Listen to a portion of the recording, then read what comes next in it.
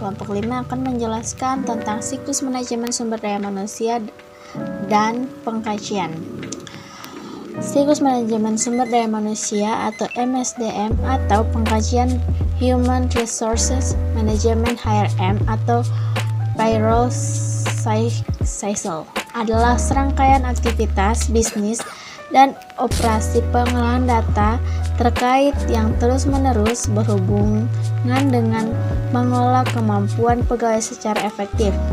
Tugas-tugas yang lebih penting meliputi sebagai berikut. Yang pertama itu merekrut dan mempekerjakan para pegawai baru. Yang kedua, pelatihan. Yang ketiga, penugasan pekerjaan. Keempat, kompensasi atau pengkajian.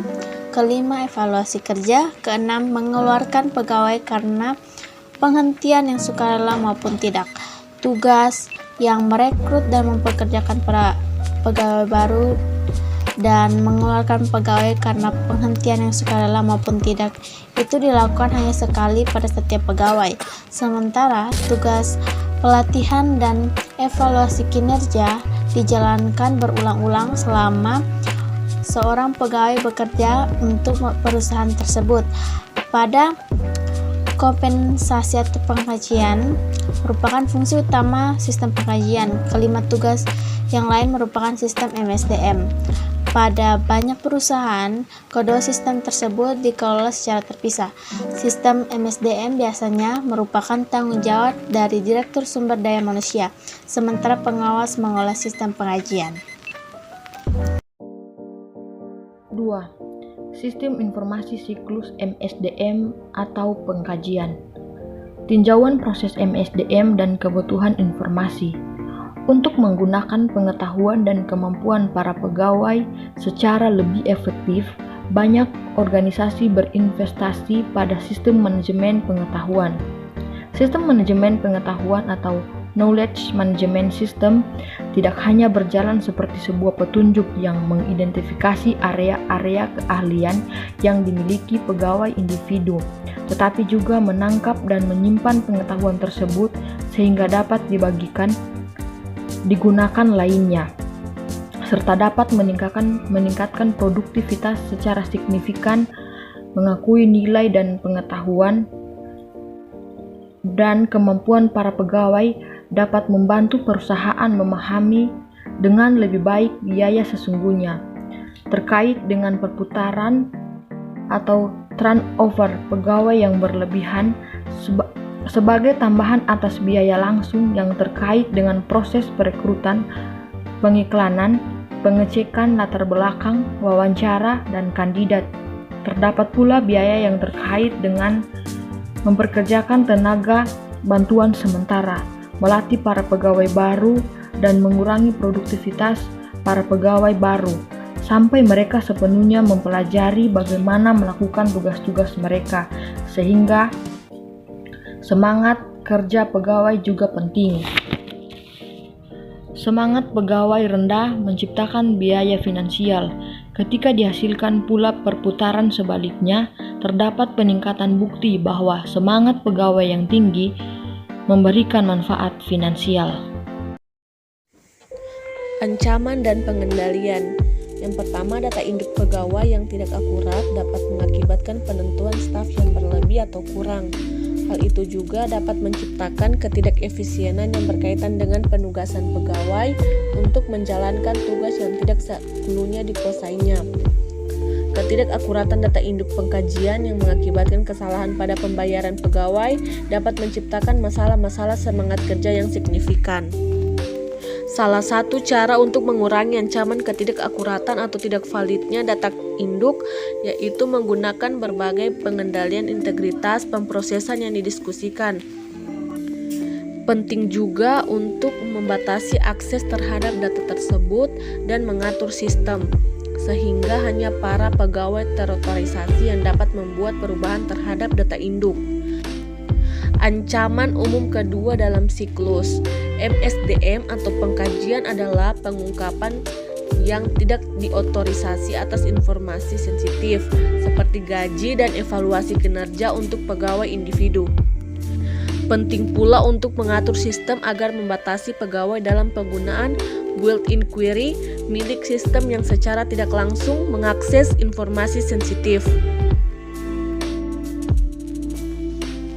Ancaman umum ketiga dalam siklus MSDM atau pengajian terkait dengan hilang atau rusaknya data induk. Cara terbaik untuk mengurangi risiko atas ancaman ini adalah menggunakan backup untuk prosedur pemulihan bencana. Ancaman umum keempat dalam siklus MSDM atau pengajian adalah memperkerjakan pegawai yang tidak berkualifikasi dapat meningkatkan biaya produksi dan pekerjaan seorang pengawal yang merupakan seorang pencuri dapat menimbulkan pencurian aset. Ancaman umum kelima dalam siklus MSDM atau pengajian adalah pelanggaran atas hukum dan peraturan terkait perekrutan dan pemecatan pegawai secara tepat. Pemerintah memberikan sanksi yang berat pada perusahaan yang melanggar ketentuan hukum ketenagakerjaan.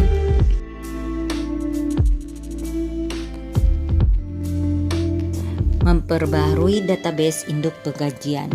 Aktivitas pertama dalam siklus penggajian melibatkan pembaharuan database induk penggajian yang merefleksikan berbagai jenis perubahan yang diajukan secara internal, mulai dari perekrutan baru, pemberhentian, perubahan dalam tingkat bayaran, atau perubahan dalam gaji tertahan yang ditetapkan.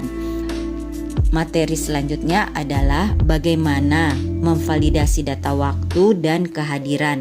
Bagaimana data waktu dan kehadiran pegawai dikumpulkan secara berbeda bergantung pada status bayaran pegawai. Selanjutnya, bagaimana sih tentang menyiapkan penggajian?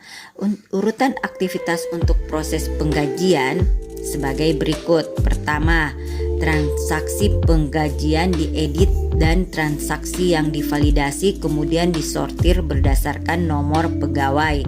Kedua, seluruh potongan penggajian dijumlahkan dan totalnya digunakan untuk mengurangi gaji kotor sehingga didapatkanlah jumlah gaji bersih.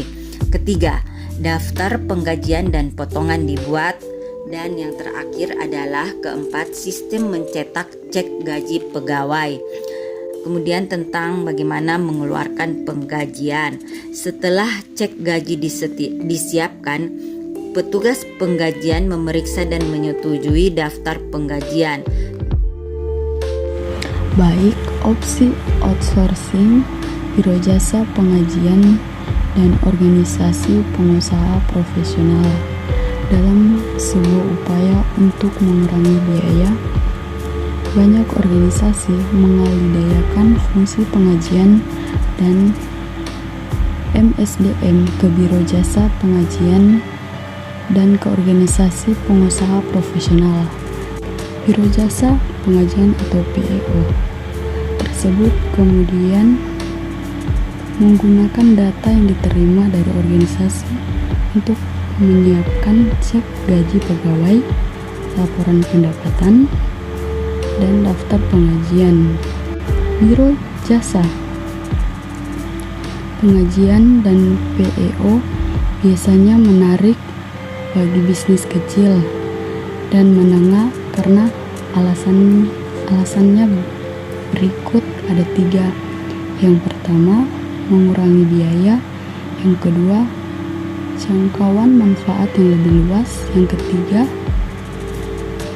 pembebasan atas sumber daya komputer.